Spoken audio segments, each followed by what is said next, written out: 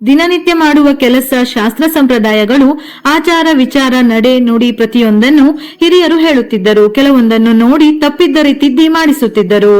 ಬೆಳಿಗ್ಗೆ ಬಲಮಗ್ಗುಲಲ್ಲಿ ಏಳುವುದರಿಂದ ಹಿಡಿದು ಬೆಳಗ್ಗಿನಿಂದ ರಾತ್ರಿ ಮಲಗುವ ತನಕ ನಮ್ಮ ನಿತ್ಯ ಜೀವನದ ನಿಯಮಾವಳಿಗಳನ್ನು ನಮ್ಮ ಹಿರಿಯರು ಅನುಸರಿಸುತ್ತಿದ್ದ ಶಾಸ್ತ್ರ ಸಂಪ್ರದಾಯಗಳನ್ನು ಹೇಳುತ್ತಿದ್ದರು. ಜ್ಯೋತಿಷ್ಯ ಶಾಸ್ತ್ರದ ಪ್ರಕಾರವೂ ಹಿರಿಯರು ಹೇಳಿರುವ ಶಾಸ್ತ್ರ ಸಂಪ್ರದಾಯಗಳಿಗೆ ಪ್ರತಿಯೊಂದಕ್ಕೂ ಕಾರಣ ಇರುತ್ತಿತ್ತು. ಅದನ್ನು ಪಾಲಿಸದೇ ಇದ್ದಾಗ ನಮಗೆ ಕೆಡಕಾಗುತ್ತದೆ. ಕೆಲವೊಮ್ಮೆ ನಮ್ಮ ಹಣೆ ಬರಹಕ್ಕೆ ತಕ್ಕಂತೆ ಕೆಡುಕಾದರೆ ಇನ್ನೂ ಕೆಲವು ಕಡೆ ನಾವು ನಮ್ಮ ಕೈಯಾರೆ ತಿಳಿಯದೆ ತಪ್ಪನ್ನು ಮಾಡಿ ಕೆಡುಕನ್ನು ತಂದುಕೊಳ್ಳುತ್ತೇವೆ. ಇಂಥ ವಿಚಾರಗಳನ್ನು ಅಂದರೆ ಶಾಸ್ತ್ರ ಸಂಪ್ರದಾಯ ಆಚಾರ ವಿಚಾರಗಳ ಬಗ್ಗೆ, ಮನೆಯಲ್ಲಿ ನಡೆಯುವ ಪ್ರತಿಯೊಂದು ಆಗು ಹೋಗುಗಳ ಬಗ್ಗೆ ಹೆಣ್ಣು ಮಕ್ಕಳಿಗೆ ಪದೇ ಪದೇ ಹೇಳುತ್ತಿದ್ದರು. ಏಕೆಂದರೆ ಅಡುಗೆ ಮನೆಗೆ ಗೃಹಲಕ್ಷ್ಮಿ ಹೆಣ್ಣು. ಹೆಣ್ಣಿಗೆ ಇರುವಷ್ಟು ಸಹನೆ ಬೇರೆ ಯಾರಿಗೂ ಇಲ್ಲ. ಇಂಥ ಹೆಣ್ಣು ಮನೆಯ ಕಣ್ಣು. ಆದ್ದರಿಂದ ಹೊರಗೆ ಹೋಗಿ ದುಡಿಯುವವರ ಕುರಿತು ಮನೆಯವರೆಲ್ಲರ ಆರೋಗ್ಯದ ಬಗ್ಗೆ ಕಾಳಜಿ ಸೇರಿದಂತೆ ತಿಳಿಸುವುದಾಗಿತ್ತು. ಕೆಲವೊಂದು ಶಾಸ್ತ್ರ ಸಂಪ್ರದಾಯಗಳನ್ನು ನಾವು ಈಗಿನ ಕಾಲಕ್ಕೆ ತಕ್ಕಂತೆ ಪಾಲಿಸಲು ಸಾಧ್ಯವಿಲ್ಲವೆಂದರೂ ಅವುಗಳ ಬಗ್ಗೆ ತಿಳುವಳಿಕೆ ಇಟ್ಟುಕೊಳ್ಳುವುದು ಉತ್ತಮ. ಅಥವಾ ನಮ್ಮ ಹಿರಿಯರು ಬೆಳೆದು ಬಂದಿರುವ ರೀತಿ ನೀತಿ ರಿವಾಜುಗಳ ಬಗ್ಗೆ ತಿಳಿದುಕೊಳ್ಳುವುದು ಒಳ್ಳೆಯದು. ಹಾಗಾಗಿ ಹಿರಿಯರು ಹೇಳಿರುವ ಕೆಲವೊಂದು ಶಾಸ್ತ್ರ ಸಂಪ್ರದಾಯಗಳನ್ನು ಇಂದು ತಿಳಿಯೋಣ. ಮನೆಯಿಂದ ಹೊರಗಡೆ ಹೋಗುವಾಗ ಹೋಗುತ್ತೇನೆ ಎಂದು ಹೇಳಬಾರದು, ಹೋಗಿ ಬರುತ್ತೇನೆಂದು ಹೇಳಬೇಕು. ಒಡೆದ ಬಳೆಗಳನ್ನು ತಪ್ಪಿಯೂ ಕೈಗೆ ಹಾಕಿಕೊಳ್ಳಲೇಬಾರದು. ಒಡೆದ ಕನ್ನಡಿಯನ್ನು ಅಪ್ಪಿತಪ್ಪಿಯೂ ಮನೆಯಲ್ಲೇ ಇಟ್ಟುಕೊಳ್ಳಬಾರದು. ಇದು ಅಪಶಕುನದ ಸಂಕೇತ. ದೇವರ ಪಾತ್ರೆ, ಮುಸುರೆ ಪಾತ್ರೆ, ಎಂಜಲು ತಟ್ಟೆ, ಎಂಜಲು ಲೋಟವನ್ನು ಪ್ರತ್ಯೇಕವಾಗಿಡು. ಮನೆಯಲ್ಲಿ ಅವಾಚ್ಯ ಶಬ್ದಗಳಿಂದ ಕೂಗಾಡಬಾರದು ಅಥವಾ ಜಗಳ ಮಾಡಬಾರದು. ಅಶ್ವಿನಿ ದೇವತೆಗಳು ಅಸ್ತು ಎಂದು ಹೇಳಿಬಿಡುತ್ತಾರೆಂದು ಹೇಳುತ್ತಿದ್ದರು. ಹೊಸ್ತಿಲನ್ನು ತುಳಿಯಬಾರದು ಅಥವಾ ಹೊಸ್ತಿಲ ಮೇಲೆ ಕುಳಿತುಕೊಳ್ಳಬಾರದು. ಮನೆಯ ಮಕ್ಕಳಿಗೆ ಇದನ್ನು ನೀವು ತಿಳಿ ಹೇಳಬೇಕು. 3 ಸಂಜೆ ಹೊತ್ತು ಮುಸುಕು ಹೊದ್ದು ಮಲಗಬಾರದು. ದೀಪ ಹಚ್ಚದೆ ಬಾಗಿಲು ಹಾಕಿ ಒಳಗೆ ಕೂರಬಾರದು. ಸಂಜೆ ಲಕ್ಷ್ಮಿ ಬರುವ ಸಮಯದಲ್ಲಿ ಹೊಸ್ತಿಲಿಗೆ ತುಪ್ಪದ ದೀಪವನ್ನು ಹಚ್ಚಿ ಬಾಗಿಲನ್ನು ತೆರೆದಿಡಬೇಕು. ಸಂಜೆ ಮನೆಗೆ ಹಾಗೂ ಹೊಸ್ತಿಲಿಗೆ ದೀಪ ಹಚ್ಚಿದ ಮೇಲೆ ಶ್ಲೋಕ ಭಜನೆಗಳನ್ನು ಹೇಳಲು ಹೇಳುತ್ತಿದ್ದರು. ಇದರಿಂದ ಮನೆಯಲ್ಲಿ ದೈವಿ ಕಳೆ ಹೆಚ್ಚಾಗುತ್ತದೆ ಎಂದು. ಪೊರಕೆಯಲ್ಲಿ ಮಹಾಲಕ್ಷ್ಮಿಯ ಸಾನ್ನಿಧ್ಯವಿದೆ ಎಂದು ಹೇಳುತ್ತಾರೆ. ಹಾಗಾಗಿ ಪೊರಕೆಯನ್ನು ತುಳಿಯಬಾರದು. ಊರಿಗೆ ಹೊರಟವರ ಬಟ್ಟೆ, ಗಂಟು, ಟ್ರಂಕು ಇವುಗಳ ಮೇಲೆ ಕೂರಬಾರದು. ಪ್ರಯಾಣದಲ್ಲಿ ತೊಂದರೆಯಾಗುತ್ತದೆ. ಮನೆಗೆ ಶತ್ರುವೇ ಬಂದರೂ ಸರಿ ಅತಿಥಿ ಸತ್ಕಾರವನ್ನು ಮಾಡಲೇಬೇಕು. ತಲೆ ಬಾಚಿಕೊಂಡು ಬಿದ್ದ ಕೂದಲನ್ನು ಹಾಗೆಯೇ ಬಿಡಬಾರದು. ಹೊತ್ತಲ್ಲದ ಹೊತ್ತಿನಲ್ಲಿ ಬೀದಿ ಬಾಗಿಲಲ್ಲಿ ಕುಳಿತು ತಲೆ ಬಾಚಿಕೊಳ್ಳಬಾರದು.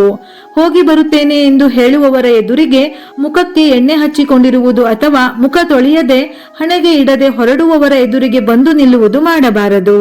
ಅಥವಾ ಹೊರಟ ಕೂಡಲೇ ಮುಖ ತೊಳೆದುಕೊಳ್ಳಲು ಹೋಗುವುದು, ಸ್ನಾನಕ್ಕೆ ಹೋಗುವುದು ಮಾಡಬಾರದು. ಹಬ್ಬ ಹರಿದಿನ, ಶುಕ್ರವಾರ, ವಿಶೇಷ ದಿನಗಳಲ್ಲಿ ಹಾಗಲಕಾಯಿ, ಬಾಳೆಗಿಡದ ಕಾಯಿ ದಿಂಡು ಮಾಡುವಂತಿಲ್ಲ. ಬೂದುಗುಂಬಳಕಾಯಿ, ಚೀನಿಕಾಯಿ, ಇಡೀ ಕಾಯಿಗಳನ್ನು ಹೆಣ್ಣು ಮಕ್ಕಳು ಒಡೆಯುವಂತಿಲ್ಲ. ಗಂಡಸರು ಮನೆ ಹೊರಗೆ ಒಡೆದುಕೊಟ್ಟ ಮೇಲೆ ಹೆಚ್ಚಬೇಕು. ಶುಭ ಸಮಾರಂಭಗಳಿಗೆ ಊಟಕ್ಕೆ ಹೋದಾಗ ಹಿಂದಿರುಗಿ ಬರುವಾಗ ಮನೆಯವರಿಗೆ ಹೋಗಿ ಬರುತ್ತೇವೆ, ಚೆನ್ನಾಗಿತ್ತು ಎಂದು ಹೇಳುವುದು. ಹಾಗೆಯೇ ದುಃಖದ ಕಾರ್ಯಕ್ರಮಗಳಿಗೆ ಹೋದಾಗ ಹೋಗಿ ಬರುತ್ತೇವೆ ಎಂದು ಹೇಳುವಂತಿಲ್ಲ. ಹಾಗೆಯೇ ದುಃಖದ ಮನೆಗೆ ಬಂದವರು ಹೊರಡುತ್ತೇವೆ ಎಂದು ಹೊರಟು ನಿಂತವರಿಗೆ ಊಟ ಮಾಡಿ ಎಂದು ಹೇಳಬಾರದು. ಊಟ ಮಾಡಿ ಹೊರಟವರು ಊಟ ಮಾಡುವವರಿಗೆ ನಾವು ಹೊರಡುತ್ತೇವೆ ಎಂದು ಹೇಳದೆ ಅವರ ಊಟ ಮುಗಿಯುವವರೆಗೂ ಇದ್ದು ಹೇಳಬೇಕು. ಇಲ್ಲವೆಂದರೆ ಬೇರೆ ಯಾರಿಗಾದರೂ ಹೇಳಿ ಹೋಗಬೇಕು. ಹೊರಡುವಾಗ ಹಿರಿಯರ ಕಾಲಿಗೆ ನಮಸ್ಕರಿಸಬೇಕು. ಶುಕ್ರವಾರ, ಮಂಗಳವಾರ, ಹಬ್ಬದ ದಿನಗಳಲ್ಲಿ ಉಗುರು ಕತ್ತರಿಸುವುದು ಹಾಗೂ ಉಗುರುಗಳನ್ನು ಮನೆ ಒಳಗೆ ಹಾಕುವುದು ಮಾಡಬಾರದು. ಬಟ್ಟೆಗಳನ್ನು ಮೈಮೇಲೆ ಧರಿಸಿದ ಮೇಲೆ ಮೈಮೇಲಿದ್ದಂತೆಯೇ ಕತ್ತರಿಸುವುದು, ಗುಂಡಿ ಹಾಕುವುದು, ಹೊಲಿಯುವುದು ಮಾಡಬಾರದು. ಇದರಿಂದ ಮನುಷ್ಯನ ಚಿಂತೆ ಹೆಚ್ಚಾಗುತ್ತದೆ. ಅರ್ಧಂಬರ್ಧ ಮುಖ ತೊಳೆಯುವುದು, ಕಾಲಿನ ಹಿಮ್ಮಡಿ ನೆನೆಯದಂತೆ ಮುಂದೆ ಮಾತ್ರ ಕಾಲಿಗೆ ನೀರು ಹಾಕಿಕೊಳ್ಳುವುದನ್ನು ಮಾಡಬಾರದು. ಶನಿ ಹಿಡಿಯುತ್ತದೆ ಎನ್ನುತ್ತಿದ್ದರು. ಕಬ್ಬಿಣದ ಸಾಮಾನುಗಳನ್ನು ಕೈಯಿಂದ ಮತ್ತೊಂದು ಕೈಗೆ ಕೊಡಬಾರದು. ಯಾರಾದರೂ ಕರ್ಚೀಫ್ ಕೊಟ್ಟರೆ ತೆಗೆದುಕೊಳ್ಳಬಾರದು. ಸಂಜೆಯ ಹೊತ್ತು ಮೊಸರು, ಅರಿಶಿನ, ಉಪ್ಪು ಇವುಗಳನ್ನು ಹೊಸಿಲಾಚೆ ಕೊಡಬಾರದು. ಅಕಸ್ಮಾತ್ ಹೆಪ್ಪಿಗೆ ನೆರೆಹೊರೆಯವರು ಮೊಸರು ಕೇಳಿದಾಗ ಇಲ್ಲ ಎನ್ನಲಾಗದು. ಒಣಮೆಣಸಿನಕಾಯಿ ಚೂರು ಹಾಕಿ ಮೊಸರನ್ನು ಕೊಡಬಹುದು. ಉಪನಯನ ಆದ ಮೇಲೆ ಗಂಡು ಮಕ್ಕಳು ತಂಗಳು ಪದಾರ್ಥ ತಿನ್ನಬಾರದು. ಸಾಕ್ಷಾತ್ ಯಮದೇವ ಬಂದರೂ ಕಾಯುತ್ತಾನಂತೆ. ಹಾಗಾಗಿ ಊಟದ ಮಧ್ಯೆ ತಪ್ಪಿಯೂ ಏಳಬಾರದೆಂದು ಹೇಳುತ್ತಿದ್ದರು. ಮಾಡಿದ ಅಡುಗೆಗಳಿಗೆ ಒಗ್ಗರಣೆ ಹಾಕದೆ ಗಂಡಸರಿಗೆ ಬಡಿಸಬಾರದು. ಕುಲದೇವರ ವಾರ ಅಥವಾ ಒಂದೇ ದಿನ ಮಂಗಳವಾರ, ಶುಕ್ರವಾರ ತಂದೆ ಮಕ್ಕಳು ಅಣ್ಣ ತಮ್ಮ ಒಟ್ಟೊಟ್ಟಿಗೆ ಕ್ಷೌರ ಮಾಡಿಸಿಕೊಳ್ಳುವಂತಿಲ್ಲ. ಚಪ್ಪಲಿ ಹಿಡಿಗಳನ್ನು ತಲೆಕೆಳಗಾಗಿ ಇಡಬಾರದು. ಏಣಿಯನ್ನು ಉದ್ದಕ್ಕೆ ಮಲಗಿಸಬಾರದು. ಊಟ ಮಾಡಲು ಕಾಯಬೇಕು, ಊಟವನ್ನು ಕಾಯಿಸಬಾರದು. ಅನ್ನ ತಟ್ಟೆಯ ಮೇಲೆ ಹಾಕಿ ಎಷ್ಟು ಹೊತ್ತಾದರೂ ಬರದೇ ಇರಬಾರದು. ಎಂಜಲು ಕೈಯನ್ನು ಒಣಗಿಸುವುದು, ಎಂಜಲು ತಟ್ಟೆಯನ್ನು ಒಣಗಿಸುವುದು ಮಾಡಬಾರದು. ಇದರಿಂದ ಅಶುಭ ಮತ್ತು ಸಾಲವಾಗುತ್ತದೆ. ಎಂಜಲು ಕೈಯಲ್ಲಿ ತಟ್ಟೆಯನ್ನು ಎತ್ತಿಕೊಂಡು ಹೋಗಿ ತೊಳೆಯಬಾರದು. ಮೊದಲು ಕೈ ತೊಳೆದುಕೊಂಡು ಬಂದು ನಂತರ ಎಂಜಲು ತಟ್ಟೆಯನ್ನು ಎತ್ತಬೇಕು. ಸಂಜೆ ಹೊತ್ತು ಮನೆ ಗುಡಿಸಬಾರದು. ದೀಪ ಹಚ್ಚುವ ಮೊದಲೇ ಗುಡಿಸಿ ಹಿಂಬಾಗಿಲು ಹಾಕಿ ಮುಂಬಾಗಲು ತೆರೆದು ದೀಪ ಹಚ್ಚಬೇಕು. ಮಧ್ಯಾಹ್ನ 12 ಗಂಟೆಯ ನಂತರ ತುಳಸಿ ಗಿಡದ ಎಲೆ ಕೀಳಬಾರದು. ತುಳಸಿ ಸಸ್ಯವನ್ನು ಕೊಡುವುದಾದರೂ ಬೆಳಿಗ್ಗೆ ಮುಂಚೆಯೇ ಕೊಡಬೇಕು. ಅಪರಾಹ್ನ ಹೊತ್ತಿನಲ್ಲಿ ಹೊಳೆ ಬದಿ ಮರದ ಕೆಳಗೆ ಹೋಗಬಾರದು. ಮನೆ ಮುಂದಿನ ಬಾಗಿಲ ಚೀಲಕವನ್ನು ಶಬ್ದ ಮಾಡಬಾರದು, ಜಗಳ ಆಗುತ್ತದೆ. ಶುಭ ವಿಚಾರಗಳನ್ನು ಮಾತನಾಡುವ ಸಂದರ್ಭದಲ್ಲಿ ಒಂಟಿ ಸೀನು ಸೀನಬಾರದು. ಅಕಸ್ಮಾತ್ ಬಂದರೆ ಸೂಕ್ಷ್ಮ ಅರಿತು ಬೇಗ ಎದ್ದು ಹೋಗಬೇಕು. ಬಿಸಿ ಬಿಸಿ ಅನ್ನಕ್ಕೆ ಹಾಲಿನ ಮೇಲೆ ಮೊಸರು ಹಾಕಿ ತಿನ್ನಬಾರದು. ಸೋಮವಾರ ಎಣ್ಣೆ ಹಚ್ಚಿ ತಲೆಗೆ ನೀರು ಹಾಕಿಕೊಳ್ಳಬಾರದು. ಒಂಟಿ ಕಾಲಲ್ಲಿ ನಿಂತು ಮಾತನಾಡಬಾರದು.